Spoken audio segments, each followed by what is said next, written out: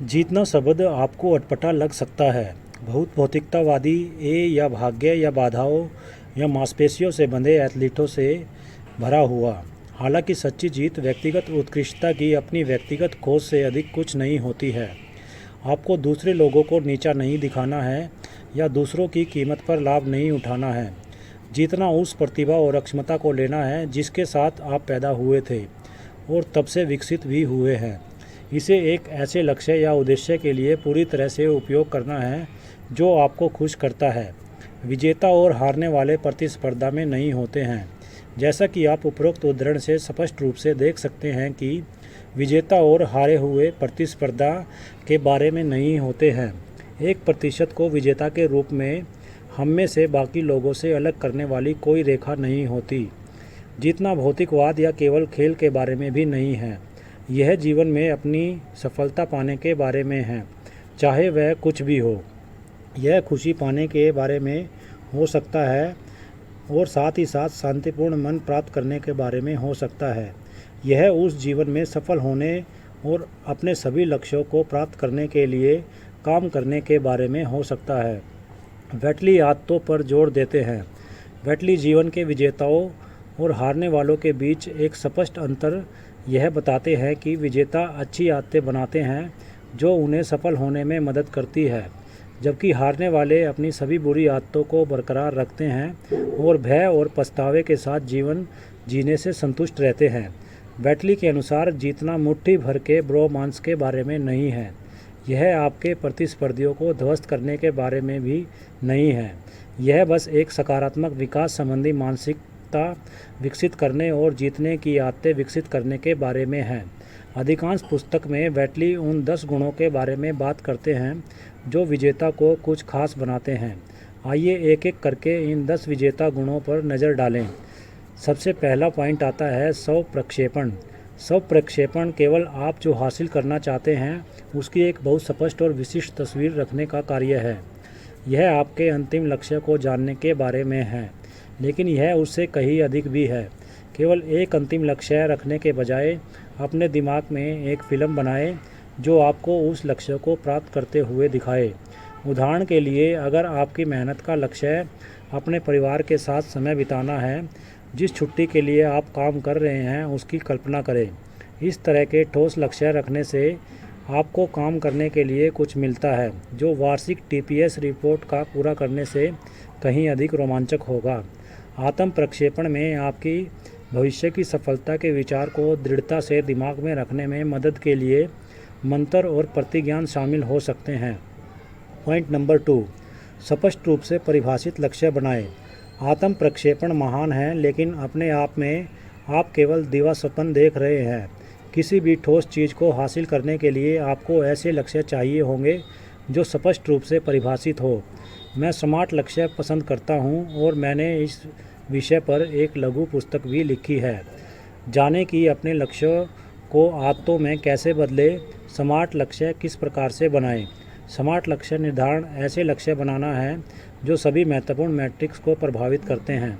एक स्मार्ट लक्ष्य कैसे होते हैं? सबसे पहले बात आती है स्पेसिफिक, विशिष्ट। सुधार के लिए एक विशिष्ट क्षेत्र को लक्षित करें। उसके बाद आता है मेजरमेंट, मापने योग्य। लक्ष्य को प्रमाणित किया जा सकता है या किसी तरह से मापा जा सकता है। यदि कोई लक्ष्य मापने योग्य नहीं है तो आपको इसे तब तक विभाजित करने की आवश्यकता है जब तक कि इसे मापा न जा सके। तीसरा पॉइंट आता है असाइन करने योग्य, निर्दिष्ट करता है कि कार्य कौन करेगा। चौथा पॉइंट आता है यथार्थवादी, रीजनेबल। तो यहाँ पे क्या है कि यह सुनिश्चित करता है कि लक्ष्य समय सीमा और लक्ष्य के अन्य सभी मापदंडों के भीतर प्राप्त करने योग्य होने चाहिए। उसके बाद लास्ट पॉइंट आता है इसमें टाइम। इसके अंदर क्या है कि समयबद्ध होना। तो यह सुनिश्चित करता है कि पूरा होने का एक विशिष्ट समय हो। लंबे लक्ष्यों के मामले में ये समापन तिथियों से जुड़े मील के पत्थर हो सकते हैं। पॉइंट नंबर 3, सभी कार्यों के सकारात्मक पक्ष पर ध्यान दें। जो लोग असफल होते हैं वे हमेशा चिंतित रहते हैं। अगर मैं यह शॉट चूक गया तो क्या होगा? यदि बॉस को मेरा प्रोजेक्ट पसंद नहीं आया तो क्या होगा? यदि मैं अपने लक्ष्य तक पहुंचने में असफल हो जाऊं तो क्या होगा? यह चिंता और डर आपके लिए कुछ भी अच्छा नहीं करता है। यह सब आपके तनाव को बढ़ाएगा और यह अधिक संभावना बनाता है कि आप शॉट चूक जाए, अपने प्रोजेक्ट को गड़बड़ा दें या अपने लक्ष्यों तक पहुंचने में असफल हो जाए। परिणामों के बारे में आशावादी और सकारात्मक बने रहना कहीं बेहतर है। जब आप शॉट ले रहे हो तब आप अपने आप को वह शॉट बनाते हुए देखें। जान लें कि आप प्रोजेक्ट पर अपना सर्वश्रेष्ठ प्रदर्शन कर रहे हैं और बॉस को यह पसंद आएगा। स्वयं को अपने लक्ष्य तक पहुंचते हुए देखें और बाधाओं से बचने की योजना बनाएं और साथ ही साथ अपनी सफलता की भी कल्पना करें। पॉइंट नंबर 4, अपनी आत्म निर्णय की शक्ति का प्रयोग करें। आप जो काम करते हैं उसमें आपको निवेशित महसूस करने की ज़रूरत होती है। यह कार्यस्थल पर उस प्रोजेक्ट को करने के बारे में नहीं है क्योंकि बॉस को इसकी आवश्यकता है। प्रोजेक्ट का स्वामी बने और इसे स्वयं बनाएं। जब आप चीज़ों पर अपनी मुहर लगाते हैं, उन पर स्वामित्व लेते हैं, तो आप चीज़ों को भाग्य के हाथों से छीन रहे होते हैं और उन्हें अपने हाथों में दे रहे होते हैं। सफलता या असफलता सब आप पर निर्भर करती है, दूसरों की इच्छा या सनक पर नहीं। देखते हैं क्या होता है। इस आदर्श की विरोधी थीसिस है। आत्म संकल्पित व्यक्ति इसे पूरा करेगा।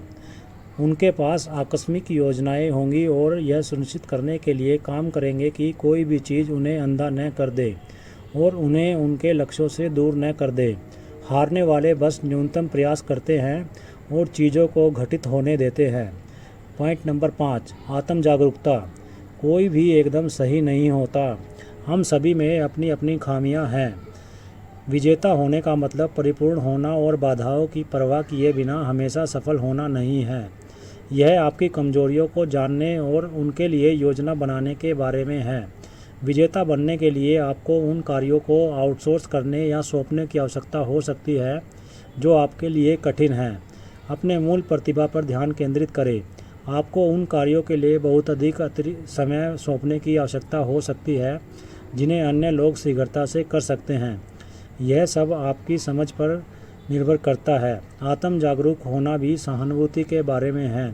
यदि आप समझते हैं कि आपके आसपास के लोग कैसा महसूस करते हैं और उनकी स्थितियां और दर्द को महसूस कर सकते हैं, तो यह आपको समझ का एक व्यापक आधार देता है।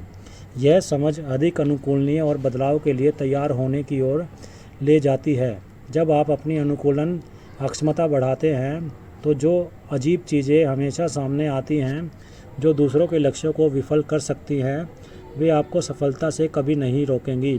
अनुकूलनीय होने का मतलब कि आप पंचों के साथ काम करेंगे और नई बदली हुई स्थिति का शामिल करने के लिए अपनी योजनाओं को फिर से व्यवस्थित करेंगे। पॉइंट नंबर 6, आत्मसम्मान और आत्म छवि। विजेता बनने के लिए उच्च आत्मसम्मान और आत्मविश्वास का होना जरूरी होता है। पॉइंट नंबर 7, स्व अनुशासन। किसी को यह सुनना पसंद नहीं है कि सफलता के लिए बहुत मेहनत करनी पड़ेगी। आजकल बहुत से लोग आसान उत्तर और हैक्स चाहते हैं। वे ऐसे शॉर्टकट चाहते हैं जो उन्हें समीकरण के कठिन अव्यवस्थित कार्य भाग से निजात दिलाए। कहने के लिए क्षमा करें, कोई सफल हैक नहीं होता है। अपने लक्ष्यों को प्राप्त करने के लिए आपको कठिन आदतें बनाने की आवश्यकता होगी।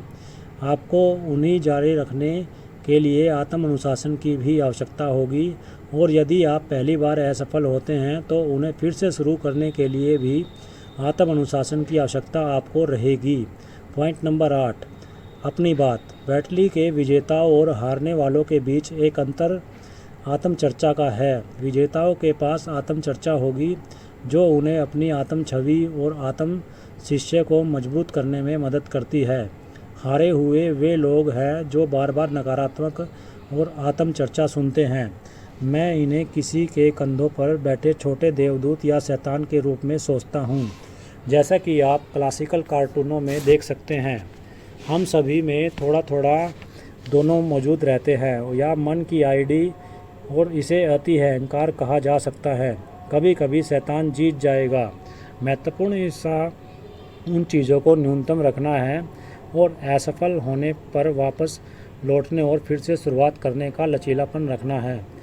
पॉइंट नंबर 9, पूर्ण व्यक्ति। आशा है कि अब तक आप देख चुके होंगे कि बैटली का विजेता उस व्यक्ति या को परिभाषित नहीं किया गया है जो सबसे बड़ी कार चलाता है या जिसके पास सबसे बड़ा बैंक खाता है। विजेता उससे कहीं अधिक होता है। जबकि काम करना, गाड़ी चलाना और अपनी कड़ी मेहनत और परिश्रम से एक शानदार भविष्य बनाना समीकरण का एक हिस्सा भर है। यह इसका केवल एक हिस्सा ही रहेगा। एक विजेता को समुदाय का हिस्सा होना चाहिए, उन्हें आध्यात्मिक होना चाहिए और खुद से बड़ी किसी चीज़ में विश्वास नहीं करना चाहिए, भले ही वह विश्वास कोई भी आकार ले। उन्हें अपने परिवार के साथ समय का आनंद लेने के लिए भी उतना ही प्रयास करना चाहिए जितना वे काम पर परियोजनाओं में करते हैं। हर चीज़ मायने रखती है और सब कुछ एक साथ रखने से आप मौद्रिक संपत्ति में सबसे अमीर व्यक्ति नहीं बन सकते जिसे आप जानते हैं। मिस्टर स्क्रूज तब तक अमीर थे जब तक उन्होंने कुछ खराब अंजीर का हलवा नहीं खाया और अपना जीवन नहीं बदला। एक प्यारे परिवार और प्रशंसनीय मित्रों, पड़ोसियों और सहकर्मियों की संपत्ति की तुलना में भौतिक संपत्ति का कोई मतलब नहीं होता है। एक संपूर्ण व्यक्ति होने का दूसरा हिस्सा दूसरों के साथ काम करना है। वेटली के अनुसार विजेता दूसरों के साथ अच्छा व्यवहार करते हैं और उन्हें भी विजेता बनाने का प्रयास करते हैं। वे पारस्परिक सफलता के लिए प्रयास करते रहते हैं, प्रभुत्व के लिए नहीं। वे छोटी छोटी बातों पर लड़ने की बजाय पारस्परिक सफलता पाने के लिए लोगों के साथ काम करना पसंद करते हैं ताकि यह सुनिश्चित किया जा सके कि किसी भी स्थिति में सर्वश्रेष्ठ किस प्रकार से प्राप्त करें। जबकि वेटली के हारे हुए चिंतित लोग वो लोग होते हैं जो अपने आप को शोषित मानते हैं।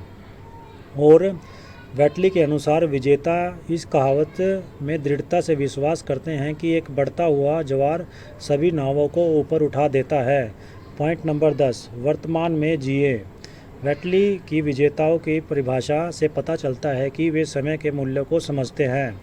उन्हें अतीत की चिंता नहीं होगी, वह मर चुका है और चला गया। एकमात्र चीज़ जो अतीत के लिए अच्छी होती है वह है गलतियों से सीखना और उन लोगों की यादों से सीखना जिन्हें हम प्यार करते हैं। एक बार यथार्थवादी और प्राप्त करने योग्य लक्ष्य निर्धारित करने के बाद उन्हें भविष्य की चिंता नहीं होगी। अच्छा भविष्य वही है जो सभी विजेता हासिल करने की उम्मीद करते हैं, लेकिन भविष्य की सफलता के दिवास्वप्न में बिताया गया बहुत अधिक समय आपको उस सफलता को प्राप्त करने के लिए आज उठाए जाने वाले कदम उठाने से रोक सकता है। इसलिए विजेताओं को तुरंत कार्रवाई करने की आवश्यकता होती है। उन्हें यह सीखने की ज़रूरत होती है कि अपने दोस्तों, परिवार और प्रियजनों के साथ समय बिताने के साथ साथ अपनी उत्पादकता को कैसे अधिकतम किया जाए। वे अब अपने समय का आनंद लेते हैं और वे अपने जीवन और उसमें मौजूद हर चीज़ का स्वाद लेते हैं। धन्यवाद।